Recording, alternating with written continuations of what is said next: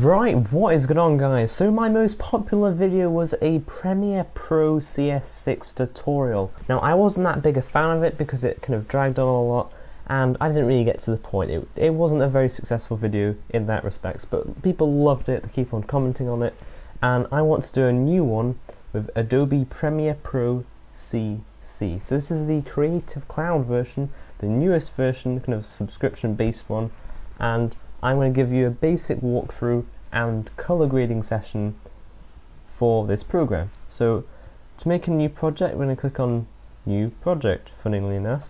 Right, let's click on that, and we need to make a project name. So I reckon Fun Stuff will be good. So click OK, and it will go into the program. So it looks really blank right now, and that's because in CC, different from CS6, it kind of starts without a sequence, which means basically it's blank. So to create a sequence, I'm going to go to File, New and Sequence, and for my camera I used a Nikon D3100, so I'm going to use a digital SLR 1080p 24 frames per second preset. So this is for cameras like that Nikon camera I used, the Rebel T2i, T3i, T4i, T5i, they're very popular cameras in this kind of respect for filmmaking, and those kind of cameras, D800, D5100, D5200, all these cameras, that is the one that most people use. Now if you've got a different camera, say like a Red Epic cinema camera, it's about £50,000, yeah, you can use 5K footage, you'll be using that, but I doubt people using this tutorial will need that at the moment. But if you're using a point and shoot camera, we're going to be going to the DV NTSC widescreen 48 kHz. That will be what you'll be using. That's a safe option for small standard definition cameras. But here we're going to be using this one. If you want to get more advanced, just check your settings and check the frame rate. This is the frame size or the pixels. So that's full HD, and that all looks lovely. Just going to click OK, and you see now it's opened out and it has got more features. So we have the timeline here. This is where you're going to edit, cut, and kind of align your clips. You're going to sort them out on this timeline. That's what it's used for. This is the preview window. When we've got a video up, you'll be able to see it and preview the video, funnily enough, yeah. So this is the effects bar and so on, but we're going to kind of hurry up a bit. So if you click on the project bin, I suppose you call it, and right click and import, we're going to find our footage. So I'm sure you know how to use Windows Explorer. Yeah. Okay, so we're going to find the footage. This is mine, shot on that camera I told you about, the Nikon D3100 in Bruges. This is the famous boat trip which goes through the city on the canal. It's fantastic, and well, I wanted to edit the video for it. So what I just did there, without telling you, it's very naughty of me, using the plus and minus keys you can zoom in on the video. It doesn't change the clip duration, all it does is just zooms in. You can also use this tool here to do exactly the same thing. It's quite important just to be able to see it, it's not getting too small, you know. So this red line, this is going to be where you skip through your clips, like that. If it's really slow at this point, head over to here and make sure the resolution is at lowest. That helps your computer kind of process the video preview and not get bogged down.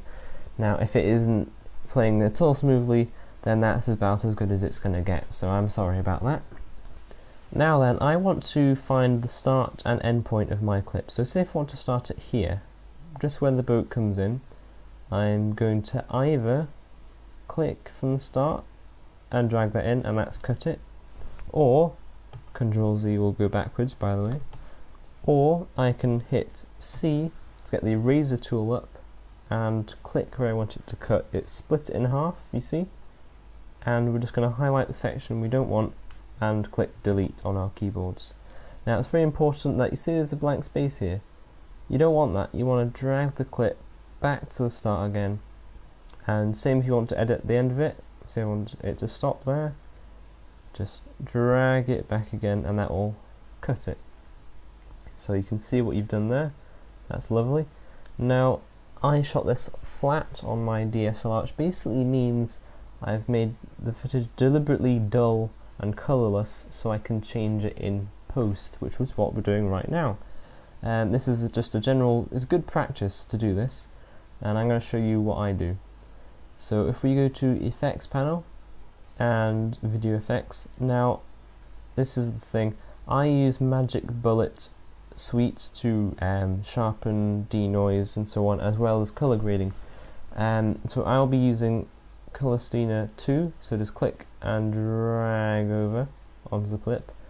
But if you don't have that, because it does cost, you're going to have to use Color Correction, scroll down, and the Fast Color Corrector. But it's very similar, just it looks different, okay?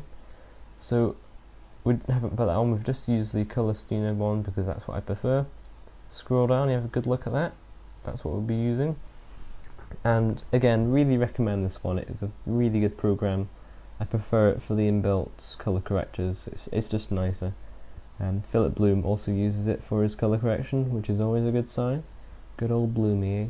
So we're going to use this to brighten the colours up and make it look realistic, because right now it's just really dull.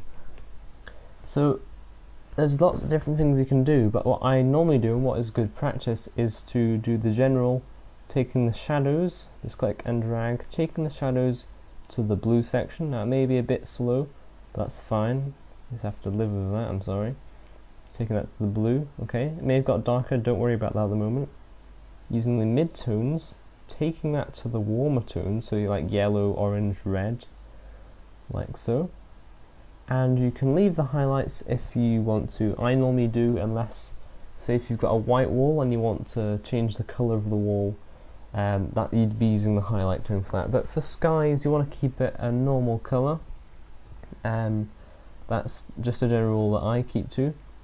But we'll just leave it at that for the moment. Now also, you see, it still is dull, isn't it? It doesn't look normal. So we're going to take up the saturation just by clicking and dragging. Now I'm going to take all the way up to full, like that. There we go. But also it doesn't look very contrasty, it still looks flat. And most people, to add contrast, will pull down the shadows like so. Now that's not the way to do it, because if you look, it actually crushes the detail, it crushes the shadows in fact, and you lose detail there, which is really bad, it's unprofessional. So what I do, and what the professionals do, is you take down the mid-tones, like so, just only a bit, like that. Notice it gets darker, that is fine, because you then correct it using the highlights, like so. So use the highlights, and we're just purely using it to get the right exposure. Now be careful not to clip any of your highlights, which means basically don't have it too bright, because then you'll lose detail in the highlights. Okay, so that's looking a lot better now, and if you want a comparison of how it looked before, just go back up, and this normally shocks people, it shocks me, because you're going to forget about how it used to look. And next to the Color Steiner there's an FX button. Click that, and that's what it looked like when we started. Quite amazing, isn't it? Tick it, and that's where we've got to. So it's really quite nice. If you do notice, say if you wanted to zoom in on the picture, just check things, go to fit and choose your zoom percentage. I'm going to choose 150 and click the H on your keyboard to pan around the image. So I just want to check something here. You see that's a shadow there, it's a blue shadow thanks to our color correction, that's fine. But if we toggle this off, we have actually lost the detail. There used to be bricks there.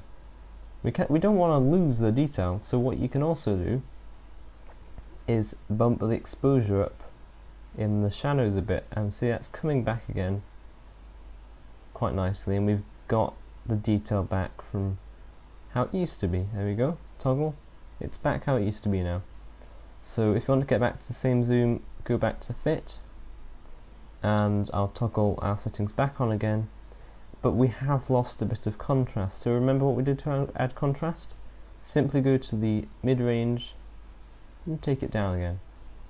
And we've still got the full dynamic range and it looks lovely. Now another popular thing that people want to do is make it super widescreen, so i.e. black bars across the side, or the top and bottom. Now in my last tutorial I mucked up because I told you to get a printout of black and white bars and simply put it over the top. That was a load of rubbish, I'm sorry for that, and people keep on asking. I'm sorry, leave it, okay? If you want to add black bars, go to File, New, Sequence, so remember we did this before, and go back to your preset again, but then go to Settings, and this is going to depend on the resolution of your camera, but say if it's full HD like mine, go to Horizontal, no, got that one wrong again, Jason, okay, go to Vertical, and change it to 800, and notice when you click off, it changes it to 12:5, that is anamorphic ratio film. So that is basically anamorphic, comes from an anamorphic lens which is stretched to the super wide viewing angle, which is 12:5. So if you're using 720p, I'd recommend 500 or 600 pixels vertical, and same, I'm sure you can work this one out, just get the right ratio. 12:5 is ideal. Then click OK, and you notice it's add a second tab. This is sequence 2. That was what we worked on before, and this is the new one. You see it's a really wide box there compared to the last one. So you think, oh, I don't want to do all that again. That's fine, you don't need to. You just click, copy what you've just done here, go to sequence 2, and use Control V on your keyboard to then add it back in again, and you see it is now made that widescreen, which is lovely. And also, if you go to motion up here, expand that, you've got room to crop it a bit. So there you go, you've got a better view now. One more thing, if you zoom in again, remember how you zoomed in? Go to 150, that's what I normally use. And the detail's actually quite soft. That's because when I shot it, deliberately took the sharpness down to avoid some complicated things which I'll talk about later in another tutorial. But if you want to make the video sharper, simply type in to the effects bar sharp, and it'll come up with sharpen, and click and drag that on, and if you go down to the very bottom of the effects bin, you can see it there, and you can add a number. Now for this DSLR camera, I normally use 10 to 30. Now if you add too much, it will look quite horrible, but I'm going to try 20, and there you go. And you can see a very small adjustment. Remember, this is a small preview, so it's not going to make much difference, but it has just clarified it, you know, it has just generally crispened it a bit more. So this was a basic tutorial using Adobe Premiere Pro CC. That is all we've done. So if you take them off again, you can see the improvement. We've gone from flat to graded and sharpened. To export this, which basically means to view it back as a video file, where you're going to go to Export, or make sure the clip is selected first. Go to File, Export, Media. Now I'm going to take you through this as well because it is part of the tutorial. This is where we render out as a viewable video clip. So format, simply go down and choose H.264. It is the standard nowadays, and it is such a good system. And for some reason my editor has packed up. Why? There we go. Right, so it's come back now. Yeah, it can pack up sometimes. So use H.264. Like I was saying, it's the standard, and it's used for everything nowadays, and it's a very good encoder. Now you can see it's automatically used match source high bit rate. Just select that, and I'll take you through what it's done. It's basically automatically looked at all the settings and matched it. So it's matched the pixels, which is our widescreen, it's matched the frame rate, and it's matched the aspect ratio of the pixels, everything else as well.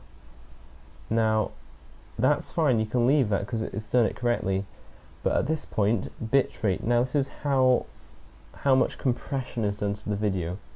So if you want a really high quality look, then you can say you can give it 20 megabits per second, and that will be really high quality compression. But it's a big file size for this clip, 15 megabyte for a 6-second clip.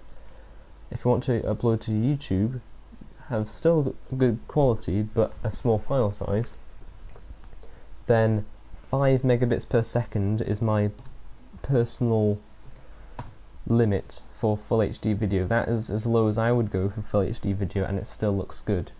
Like I said, please, comment, subscribe, follow me on Facebook. I've got a page for that, I update regularly for that, and Twitter. I also tweet out things for the channel, and I will see you soon.